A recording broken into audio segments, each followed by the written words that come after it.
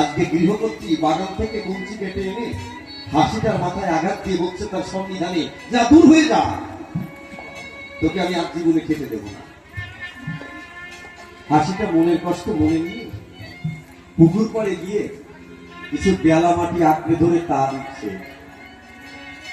আর মনে মনে চিন্তা করছে, বলবে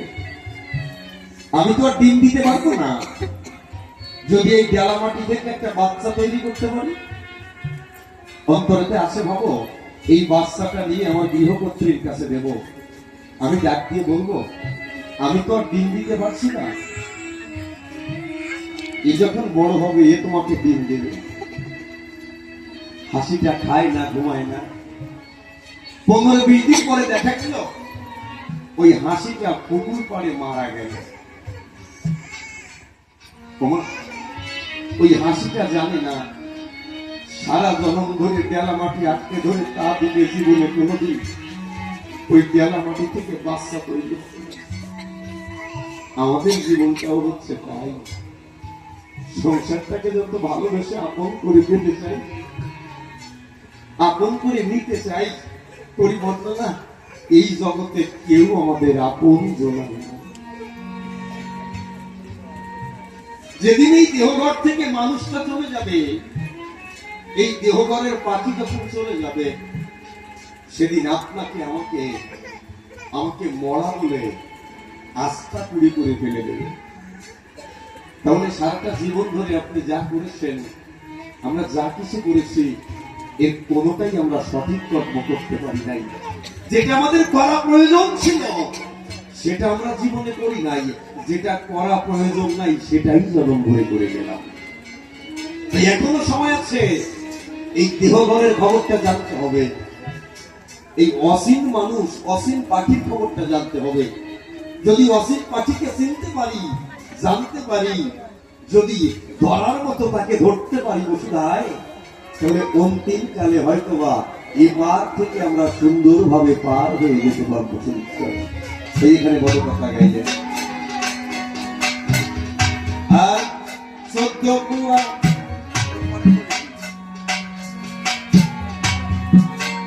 সুখের নেশায়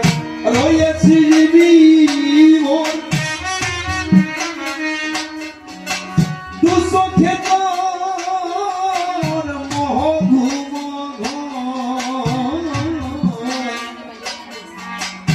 আটকানো নয় নয় দরজা খোলা সকল ঘরে প্রহরী একজন মাত্র, প্রহরী একজন মাত্র তোর ঢুকেছে তোর ফাইলে।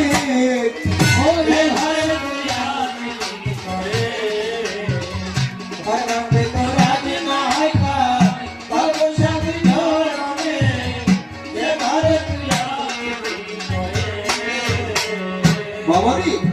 আমরা কিবা হিন্দু, কিবা মুসলমান, কিবা বৌদ্ধ, কিবা খ্রিস্টান, আমরা সবাই কিন্তু সুখের লাগিয়ে আছি। আমরা সুখ চাই, সুখ পেতে চাই, কিন্তু বুকে হাত দিয়ে বলুন তো, আমরা কেউ কি সুখী আছি? বলে কেউ কি আমরা সুখী আছি? না রে বাবা, আমরা কেউ সুখে নাই। কেউ জিজ্ঞাসা করলে আমরা বলি যে দাদা ভালো আছেন, দিদি ভালো আছেন, আমরা বলি হ্যাঁ ভালো আছি।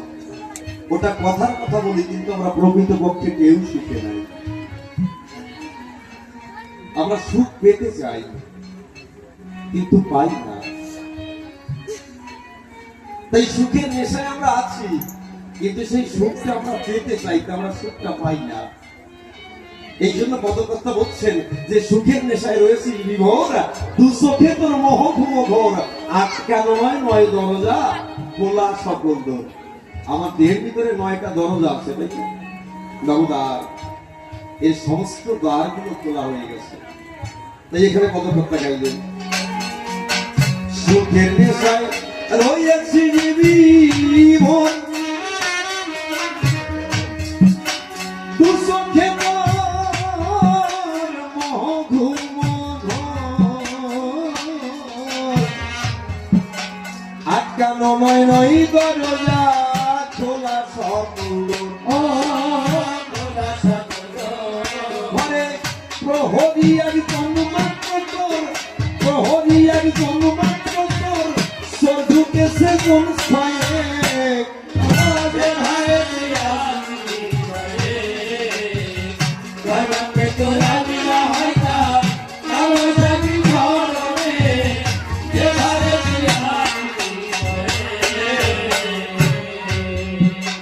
জানিস না সে প্রহরী কেমন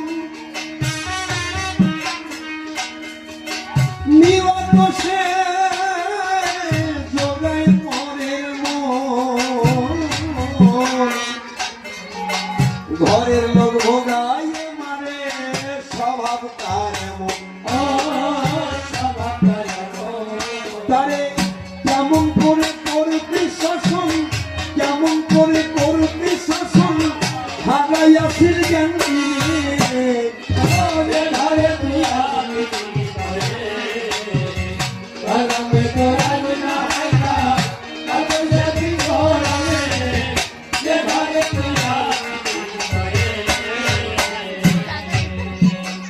মণিকাঞ্চন পরিপূর্ণ ঘর সময় থাকতে তারি সন্ধান কর এ ঘর পড়লে উবিবে নায়ার দুই ফুটির বাবা রে এই বাইরের জগতে ঘর যদি ঝড়ে প্রচন্ড ঝড় লাগে ঘরটা যদি হেলে যায় কি আপনারা হেলে যাওয়া বলেন তো নাকি যদি হেলে যায় আবার ওখানে যদি আমরা খুঁটি দিয়ে ওটাকে সোজা করবার চেষ্টা করি কিন্তু সোজা হয় তবে করি বন্ধ না আমাদের এই দেহঘর যদি একবার পড়ে যায় এটাই দুই খুঁটির পরে আর কখনো উঠবে না তাই বলছে যে মণিকাঞ্চন পরিপূর্ণ ঘর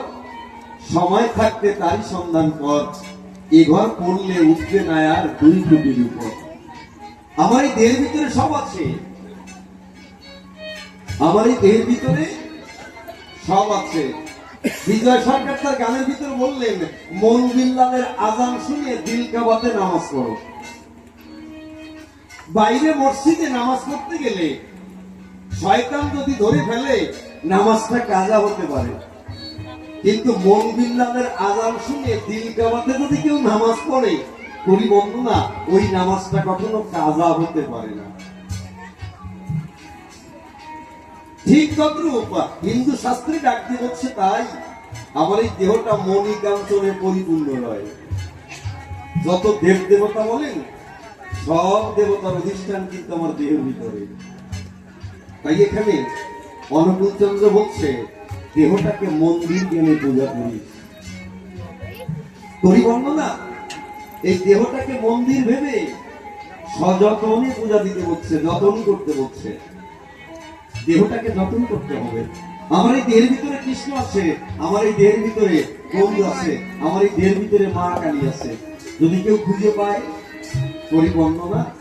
তারা কখনো বাইরের মন্দিরে পূজা দেওয়া লাগে বুঝতে হবে তাই তত্ত্ব অসমৃদ্ধ জ্ঞান মন্দিরকে বলছে চূড়ামধ্যে চূড়ামণি ব্রহ্মকটের স্থিতি পাদদেশে মহাবিষ্ণু কর্ণে বসতি চক্ষুদয় কালাচাঁদ করিতেছে ধ্যান নাসিকাতে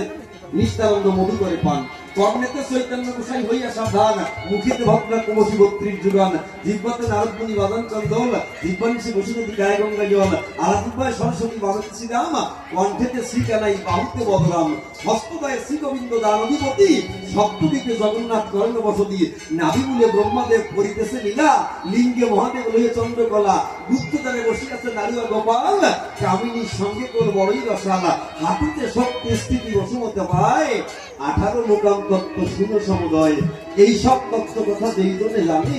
নরলোকে তুচ্ছতারে দেবলোকে মানে তাহলে বাবা আমার দেহের ভিতরে সবাই আছে কৃষ্ণ আমার দেহের ভিতরে আছে এই বৃন্দাবনে কৃষ্ণ বাঁশি বাজায় হৃদ বৃন্দাবনে পরিবর্ণনা কিন্তু সাধক না হলে এই তত্ত্ব না জানলে এই দেহঘরের সাধনটা করা সম্ভব না তাই বিজয় সরকার গাইলেন আর গুরু কৃপা লোভিলে ভাবে অজানা ঘর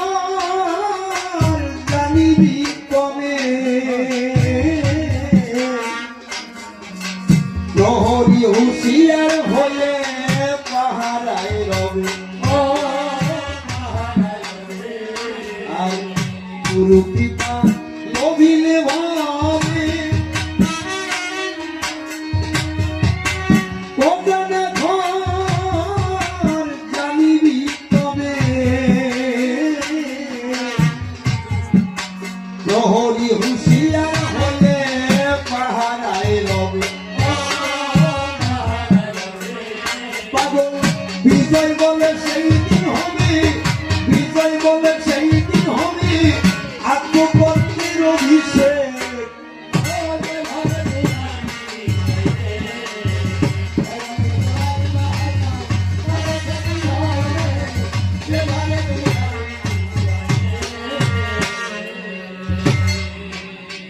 প্রণাম করি।